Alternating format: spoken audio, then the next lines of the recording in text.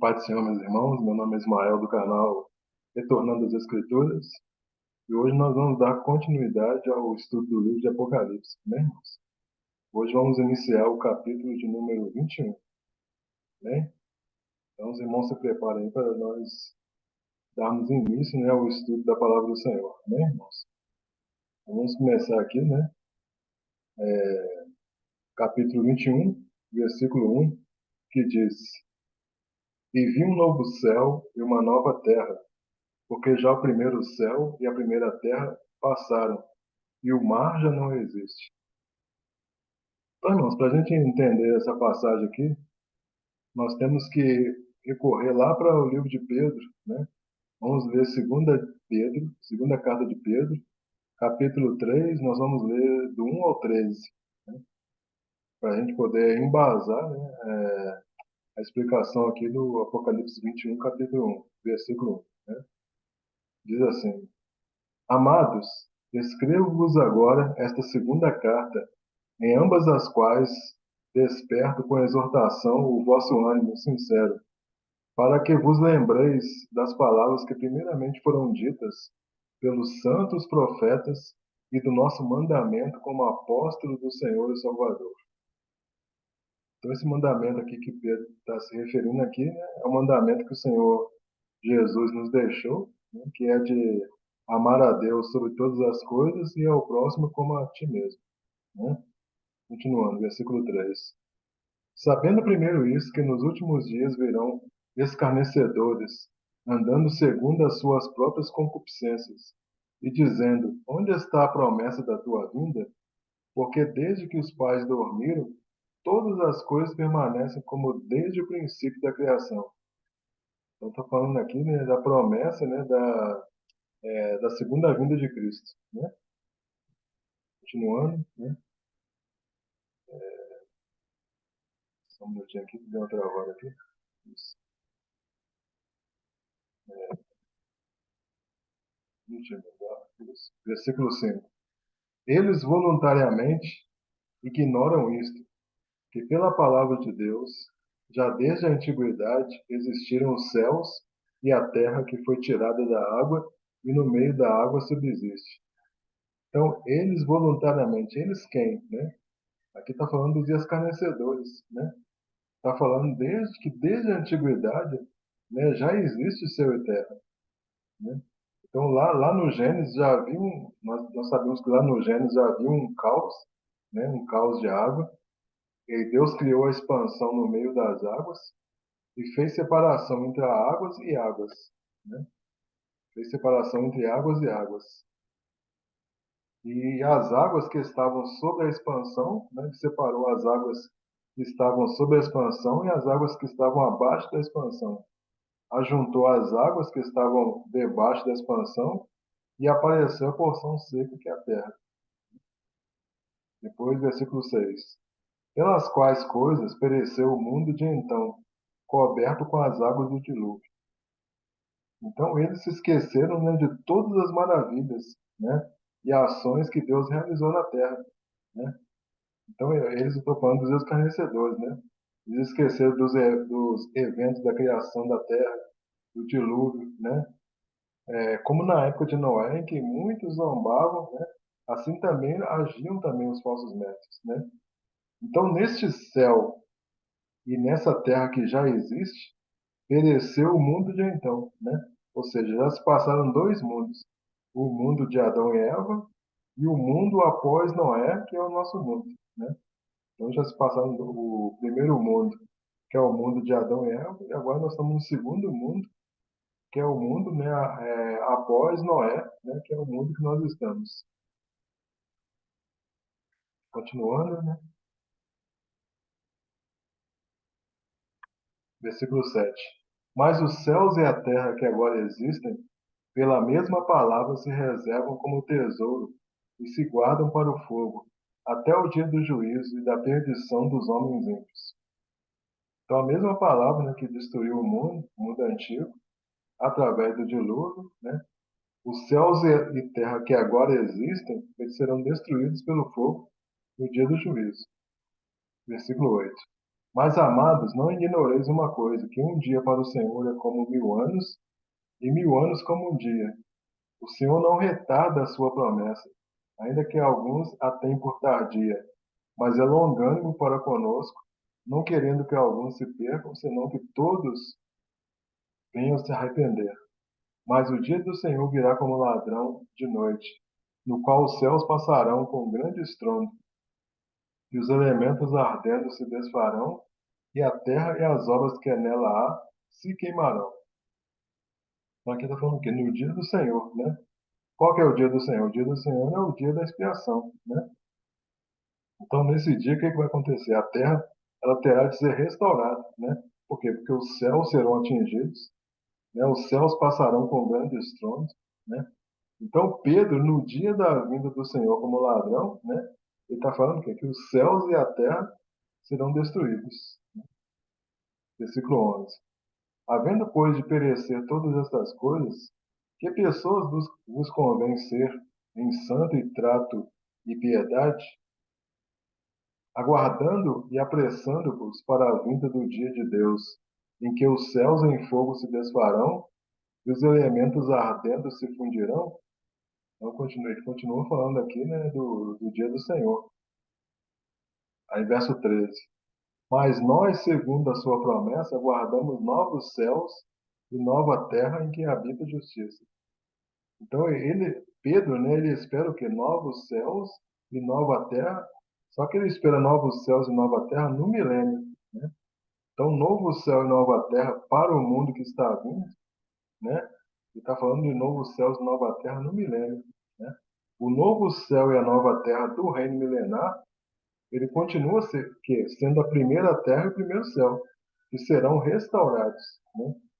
Por quê? Porque no reino eterno, nós teremos o quê? Novo céu e nova terra, né? Porque o versículo fala, o primeiro céu e a primeira terra já passaram, né? Então, a terra que durou 7.000 anos, no oitavo dia, que é a eternidade, ela vai ser mudada, né? O mundo antigo ele já não existe mais, né? O mundo da época de Adão. Nós estamos vivendo no mundo atual, né? Que é o mundo após o dilúvio, né?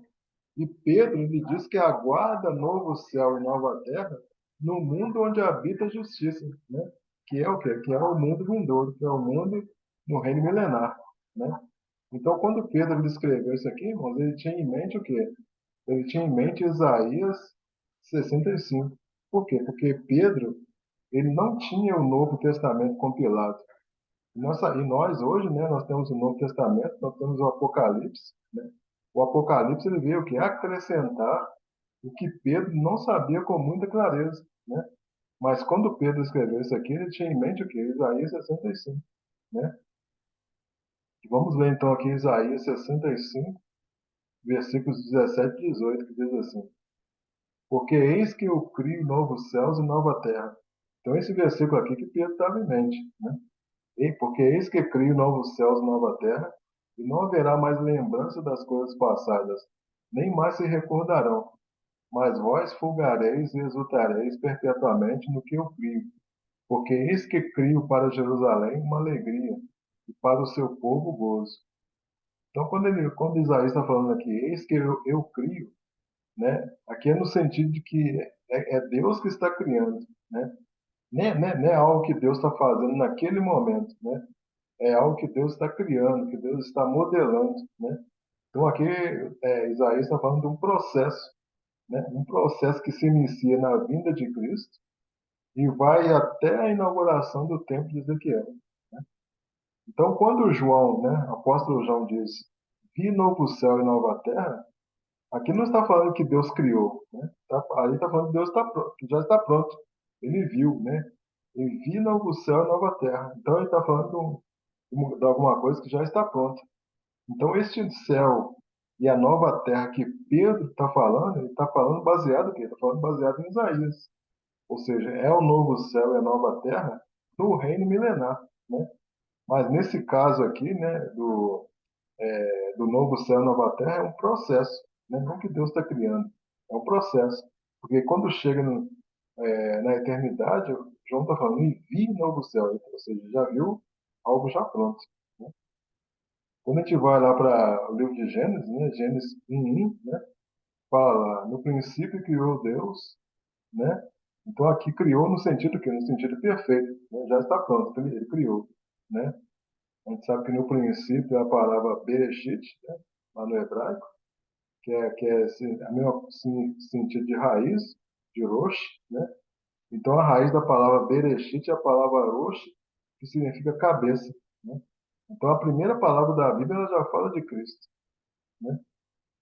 E Deus aqui é o Elohim, né?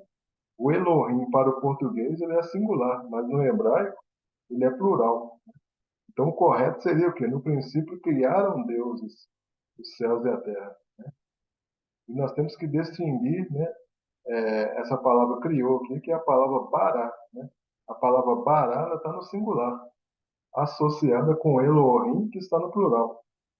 Né? Então demonstra o quê? Que Deus ele é um ser único, mas também é um ser que tem características plurais. Né? Deus é ao mesmo tempo singular e ao mesmo tempo plural, né?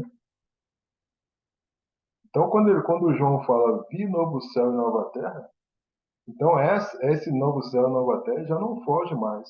Não é o primeiro céu de Gênesis, né? Está falando novo céu e nova terra, né?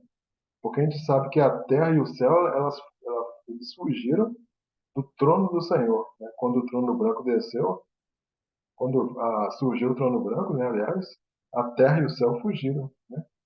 Então, esse não é o novo céu e nova terra que Pedro falou, né? Lá em 2 Pedro, capítulo 3, que nós lemos, né? Quando ele fala vi, é no sentido que não está criando, né? O céu e a terra elas já estão prontos, né? Então, o primeiro céu e a primeira terra, né? A palavra primeira quer dizer protos, né? No grego quer dizer o mais importante. Ele já está criado, o primeiro céu, né? O céu e a terra que passaram é um novo céu, ou seja, a nova terra do reino milenar que foi reconstituído por Cristo na sua vinda, né?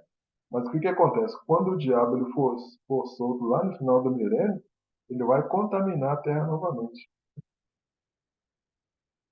Então, irmãos, o novo céu e a nova terra, né, é um novo lugar onde o homem viverá e desfrutará da presença de Deus como desfrutava no Éden, né? Por que novo céu e nova terra na eternidade, né? Por que a palavra de Deus diz novo céu e nova terra na eternidade? Porque o diabo foi solto, né? O diabo foi solto no final do milênio. Então a terra e o céu eram os mesmos, né? O que alterava eram os mundos, né? O que faz parte do primeiro céu e a primeira terra, né? É o mundo antigo e o mundo atual e o mundo vindouro, né? Então esse faz parte do primeiro céu, né? O mundo antigo, o mundo atual e o mundo vindouro. Qual que é o mundo vindouro? É milenar. No primeiro céu e na primeira terra, ainda que mudassem os mundos, né? O diabo ainda estava lá. Então, no milênio, Satanás ele será preso, né? Mas os ímpios eles vão continuar no mundo, né? E Satanás não será solto no final, né? Então, quantas vezes a Terra será restaurada, né? Ela foi restaurada a primeira vez com Noé, né? E a segunda vez com Jesus no reino milenar. E a terceira vez com o Pai, né? Com o Pai vindo, né? Ou seja, será na Nova Jerusalém. A restauração que Jesus vai fazer da Terra vai ser a restauração que Jesus vai fazer na Terra, no reino milenar, ela será uma restauração paulatina, né? Será um processo. E o mar, irmãos, né? O mar o mar são nações, né?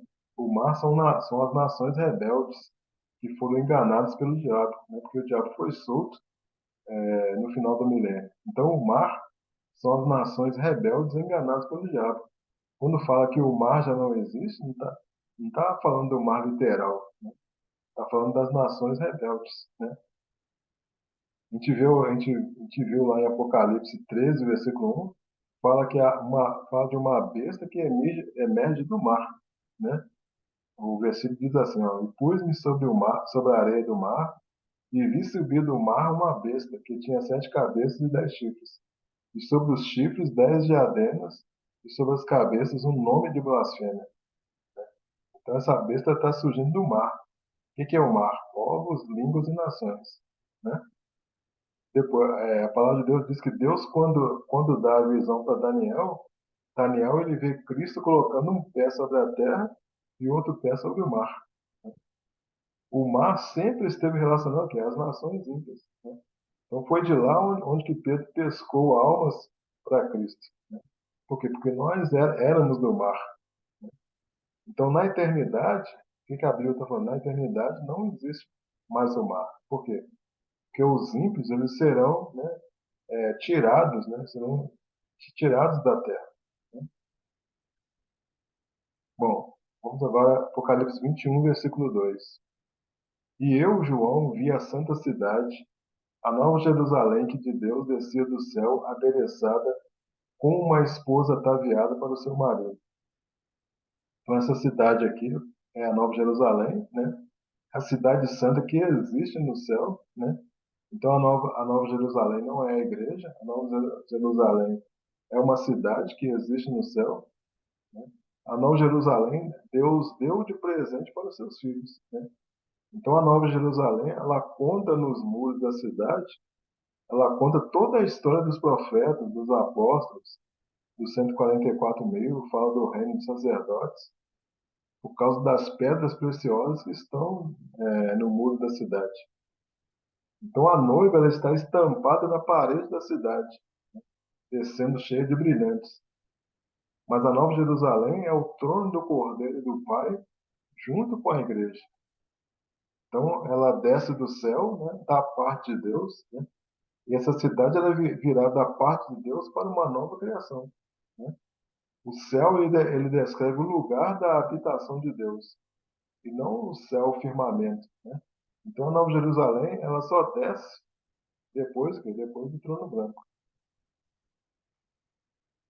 Gálatas, né, capítulo 4, versículo 25 e 26 diz assim: Ora, Agar é o monte Sinai, na Arábia, e corresponde a Jerusalém atual, que está em escravidão com seus filhos. Mas a Jerusalém lá de cima é livre, a qual é a nossa mãe. Então, irmãos, Jerusalém ela está no céu e é a nossa mãe. O que Paulo quer dizer com isso, né? Sara é a mãe de Isaac, que casou com Rebeca, né? Isaac e Rebeca casaram nas tendas de Sara. Então foi lá que houve o casamento entre Isaac e Rebeca, né? Quando a gente vai lá para Gênesis 24:67, diz assim, ó, Isaac levou Rebeca para a tenda onde sua mãe Sara havia morado. Fez dela sua esposa e muito a amou. Assim Isaac foi consolado após a morte de sua mãe. Então Paulo, o que Paulo faz, mano? Paulo pega o exemplo dessas pessoas aqui para poder nos transmitir um recado. Quando Isaac toma Rebeca e leva para as tendas de Sara, né, muitas pessoas acham que é no milênio que está acontecendo isso. Mas isso está apontando que é para a descida da Nova Jerusalém, né? A noiva, a noiva ela é do pai, né? Mas o filho que se fez carne, o filho se fez carne, vamos dizer assim, para resgatar o casamento. Então as tendas de Sara é onde que o pai está.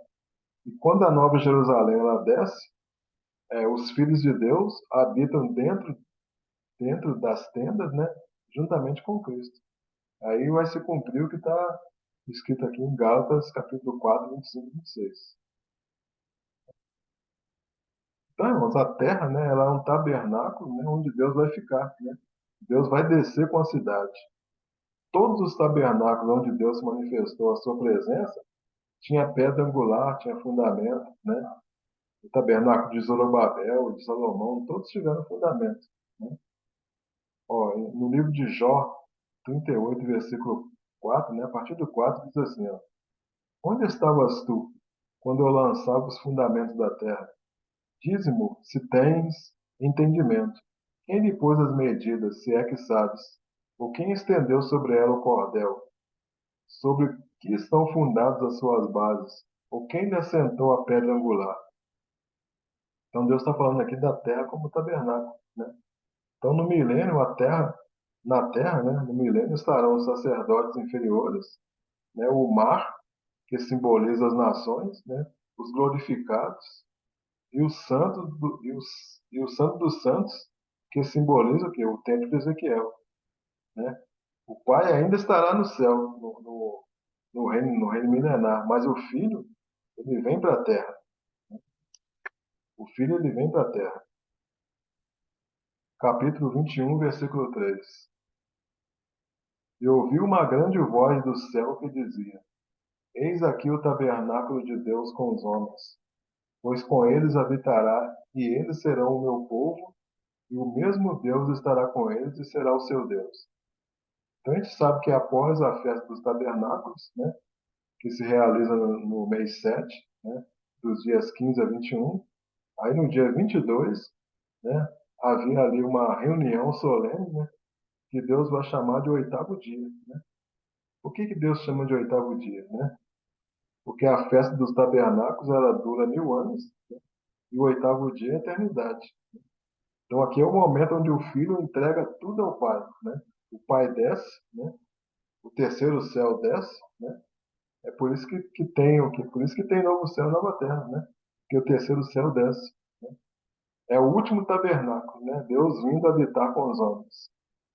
Né? Lá em 1 Coríntios 15, 27 diz assim, ó, porque todas as coisas sujeitou debaixo dos seus pés. Mas quando diz que todas as coisas estão sujeitas, claro está que se situa aquele que lhe sujeitou todas as coisas. Então, todas as coisas, né, explicando aqui, né, todas as coisas Deus sujeitou debaixo dos pés de Cristo, né, exceto aquele que lhe sujeitou, ou seja, o Deus Pai. Né, versículo 28. E quando todas as coisas estiverem sujeitas, então também o mesmo Filho se sujeitará àquele que todas as coisas lhe sujeitou, para que Deus seja tudo em todos.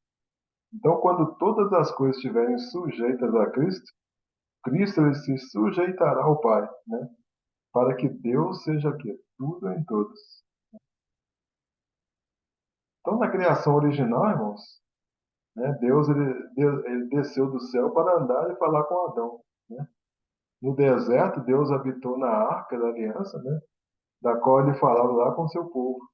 E na nova criação, Deus descerá com a cidade santa para poder permanecer e habitar com seu povo.